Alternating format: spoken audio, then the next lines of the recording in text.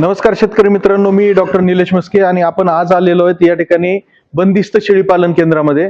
आणि या ठिकाणी आपण पाहू शकता की ह्या शेळ्या आहेत. बऱ्याच वेळेस काय होतं की शेतकरी खूप चांगले अद्ययावत मॉडेल काढतं, जसं आता हे MGMचं बंदिस्त शेळी पालन केंद्र आहे आणि हे खूप ऍडव्हान्स आहे. शेतकऱ्यांकडे सुद्धा असे ऍडव्हान्स सेंटर्स आहेत, परंतु काय होतं की आपण याला चुका म्हणणार नाही, परंतु शेतकऱ्यांच्या काही कमतरता राहून जातात आणि ज्याच्यामध्ये शेतकऱ्याला हा चांगला प्रोजेक्ट करून सुद्धा एक चांगलं यथोचित उत्पादन मिळत नाही. आणि आज आपण त्या कारणांवर आपण चर्चा करणार आहोत आणि त्याच्यातून शेतकऱ्यांनी कसं बाहेर पडता येईल या गोष्टीवर आपण चर्चा करणार आहोत. तर या ठिकाणी आज आपण आमंत्रित केलं आहे MGM कृषी विज्ञान केंद्राचे विषय विशेषज्ञ डॉक्टर श्रीकांतजी खुपसे यांना चर्चा करणार आहोत आणि त्यांच्याकडून आपण शेळ्यांना कशा पद्धतीनं आपण खाद्य वगैरे द्यायचं, त्याच्या रोगाचं व्यवस्थापन कसं करायचं हे आपण जाणून घेणार आहोत. नमस्कार. नमस्कार श्रीकांत सर. या ठिकाणी आपल्या सोबत आहेत डॉक्टर श्रीकांतजी खुपसे. तर सर, माझा पहिला प्रश्न आहे तुम्हाला की आता हे जे शेळ्या आहेत बंदिस्त शेळी पालन, याच्यामध्ये सकाळपासून संध्याकाळपर्यंत त्यांच्या खाद्याचं नियोजन कसं असतं आणि सायंटिफिकली ते कसं केलं पाहिजे? येस, नक्कीच छान प्रश्न विचारला सर तुम्ही. शेळी पालन करत असताना किंवा बंदिस्त शेळी पालन किंवा अर्धबंदिस्त शेळी पालन करत असताना प्रामुख्याने आपण आपल्या जनावरांवर किंवा आपल्या शेळी पालन करत असताना खाद्य व्यवस्थापन सर्वात महत्वाचं पार्ट आहे. त्यामध्ये खाद्य व्यवस्थापन करत असताना प्रामुख्याने आपण शेळींना 5 किलो चारा दिला पाहिजे. ओके. या 5 किलो चाऱ्यामध्ये प्रामुख्याने आपण 3 किलो ओला चारा त्या आणि 2 किलो सुका चारा असं याप्रमाणे आपण ते व्यवस्थापन आपण केलं पाहिजे. आता हे वजनावर ह्याचा जो रेट असतो खाद्याचा, जसं 5 किलो, तसं वजन कमी जास्त झाल्यावर ह्याचा रेट बदलतो का सगळ्यांना सारखंच द्यायचं आहे? नाही, सारखंच आपण प्रत्येकाच्या वेळेस प्रत्येक महिन्यामध्ये आपण वजन करतोच आपण. ओके. त्याप्रमाणे आपण त्याचं खाद्य व्यवस्थापन 5 ओके, म्हणजे वजनानुसार त्याचं खाद्य व्यवस्थापन केलं पाहिजे. मग ओला चारा असताना मग ओला चारा आपण 3 किलो आणि सुका चारा 2 किलो. ओके. मग हे दिवसातून आपण दिलं पाहिजे. त्याचप्रमाणे 5 लिटर ते 6 लिटर आपण त्याला थंड पाणी आपण उन्हाळ्यामध्ये दिलं पाहिजे. ओके, खूपच छान. आणि ओला चारा देत असताना त्यामध्ये मग नेपियर असेल किंवा मग मका असेल, शेवरी असेल, मुरघास असेल, हे थोड्या प्रमाणात थोडं आपण ज्या प्रमाणामध्ये शेतकऱ्यांना उपलब्ध आहे त्या उपलब्धतेनुसार आपण शेळ्यांना आपण दिलं पाहिजे. ओके. आता याच्या व्यतिरिक्त आपण काही मिनरल मिक्सचर वगैरे असे काही ऍडिटिव्ह त्यांना द्यायचे? छान प्रश्न विचारला सर तुम्ही.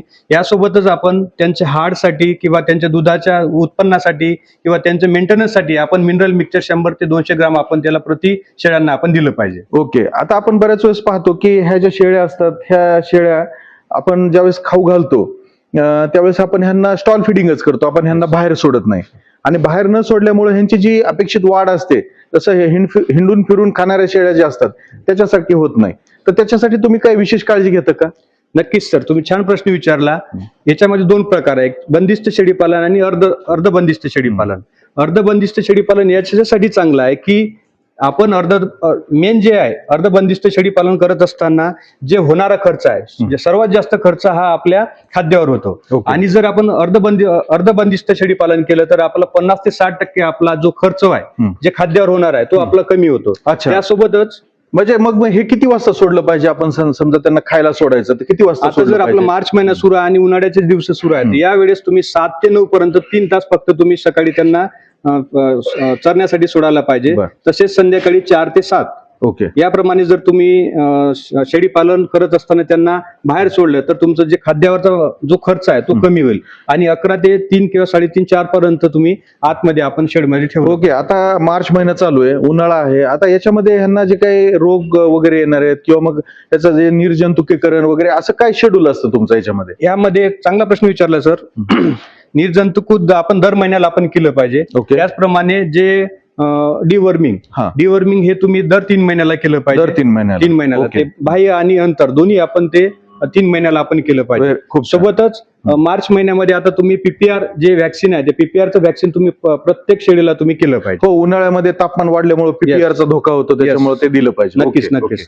आणि जे उष्माघात वगैरे होतात अशा केसेस तुम्ही कशा हँडल करता? यावेळेस सर आपण उष्माघात होऊ नये म्हणून आपण संध्याकाळी आपण शेळ्यांना आपण शेडमध्येच ठेवतो. म्हणजे ज्यावेळेस आता डायरेक्ट हिस्ट्रोकचं जेव्हा त्या उष्माघाताचं जे बळी पडतं हे शक्यतोवर आपण बाहेर चरल्यामुळे होतो. त्यासाठी आपण शक्यतोवर आपल्याला शेडमध्येच उन्हाच्या उन्हामध्ये न देता आपण शेडमध्येच त्या नाही, आणि एक दुसरी चांगली बाब मी पाहिली की आपण फॉगर्स या ठिकाणी इन्स्टॉल केलेले आहेत. येस, आणि हे साधारणतः फॉगर्स आपण किती वाजता सुरू करता आणि किती वाजेपर्यंत ठेवता? आपण हे शक्यतो 11 ते 3 पर्यंत आपण चालू ठेवतो. 11 ते 3. Yes. ठीक आहे. मला असं वाटतं की 11 ते 3 हा चांगला वेळ आहे, Yes. पण याला 4-4:30 पर्यंत ठेवलं तर मला वाटतं आणखी जास्त इफेक्टिव्ह आपल्याला आपण कंट्रोल करू शकतो. बरोबर आहे. पण डायरेक्ट बरोबर. जर आलं तर म्हणजे 3 पासून किंवा 4 पर्यंत आपण ठेवू शकतो बरं. आपण त्याला. आता माझा याच्यामध्ये एक तुम्हाला शेवटचा प्रश्न आहे की आता हे सगळं शेळीपालन वगैरे आपण करतोय, तर याच्यामध्ये तुमचं समजा वॅक्सिनेशन आहे, Yes. तर वर्षभराचं वॅक्सिनेशन हे कसं कसं असतं याच्यामध्ये? मग आपण आणि शेतकरी म्हणतात की शेळ्या खूपच आजारी पडतात, मग अशा केसमध्ये कसं करायचं? ताप कसा तपासायचा? आपल्याला व्हॅक्सिनेशन करण्यासाठी आपल्याला जे शेड्यूल आहे आपलं, महिन्याला पीपीआर असेल, वर्षाला आपण पीपीआर करतो, डिवॉर्मिंग 4 महिन्याला करतो, ईटी आहे आपण 6 महिन्यांना करतो. हे आपण शेड्यूल आपण आपल्या शेतकऱ्यांनी आपण प्रत्येक आपल्या वहीमध्ये लिहिलं पाहिजे की महिन्याला आपल्याला पीपीआर करणं गरजेचं आहे. तसेच डिवॉर्मिंग आपल्याला 4 महिन्यांनी 3 महिन्यांनी करणं महत्वाचं आहे. तसेच ईटी आपल्याला पावसाच्या आधी आपल्याला करणं महत्वाचं आहे. हे जर आपण शेड्यूल जर आपण नियोजित आपण शेतकऱ्यांना आपल्या वहीमध्ये जर आपण लिहून ठेवलं तर आपल्याला ते फायदेशीर असू शकते.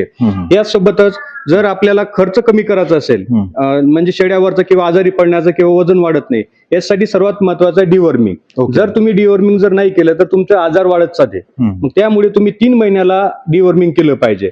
आता आपण म्हणतो की व्हॅक्सिनेशन, शेतकऱ्याचं म्हणणं आहे की व्हॅक्सिनेशन केल्यानंतर दूध कमी देते किंवा ते गाभाडते, त्यामुळे शेतकरी लसीकरण करत नाही. पण मी शेतकऱ्यांना सांगू इच्छितो की शेतकरी मित्रांनो, तुम्ही जरी हे कमी खर्चामध्ये होणार हे व्हॅक्सिनेशन आहे किंवा आपण लसीकरण त्याला म्हणतो, हे कमी खर्चामध्ये आहे आणि आपण हे सर्व शेतकऱ्यांनी हे म्हणजे वेळेनुसार आपण लसीकरण करायला पाहिजे. डॉक्टर साहेब, आता माझा प्रश्न आहे की समजा आता नवीन जे पिल्लं होतात त्याच्या संगोपनासाठी तुम्ही काही वेगळं सेक्शन केलेलं आहे का? पहिला प्रश्न.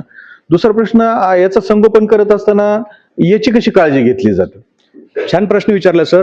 नक्कीच सर, आपण हे संगोपन करत असताना सुरुवातीला 3 दिवस आपण ते आईचं दूध आपण त्याला पाजलं पाहिजे, त्याला आपण कोलेस्ट्रॉम म्हणतो आपण. ओके. तर हे तुम्ही 3 दिवस कंटिन्यू त्या पिलांना पाजलं पाहिजे. ओके. आता काय होते, जर 10 किंवा 15 जर गाई आपल्या शेळ्या असेल तर यावेळेस काय होते की आपल्याला त्याच गाईचं किंवा त्याच शेळींचं दूध आपल्याला त्या पिला जात नाही.